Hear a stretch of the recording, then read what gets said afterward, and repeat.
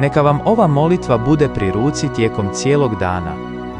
Dvije najmoćnije ženske zagovornice crkve zasigurno su Djevica Marija i Majka Terezija iz Kalkute. Tijekom dugog života Majke Tereze na zemlji, koja je bila u potpunosti posvećena pomaganju drugima, ipak je trebala Božju pomoć. Osoba kojoj se često obraćala bila je blažena Djevica Marija. Postoje mnogi citati koji svjedoče o ljubavi Majke Tereze prema Mariji, ali ovaj citat ne otkriva samo njezinu ranjivost kao i sve majke danas, nego kako je dobila potrebnu podršku. Ako se ikad osjećate uznemireno tijekom dana, pozovite našu Gospu izgovarajući ovu jednostavnu molitvu. Marijo, Majko Isusova, molim te budi moja majka sada.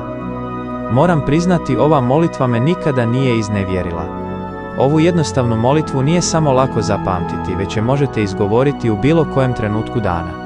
Bez obzira pokušavate li rukovoditi neposlušnom djecom ili radite neki zahtjevni posao, podsjetnik je da Mariju pozovete kao što dozivate svoju zemaljsku majku. Međutim, prava je ljepota ove molitve u tome što kad je odlučite izgovoriti, počastili ste dvije majke crkve, Majku Tereziju i Majku Mariju.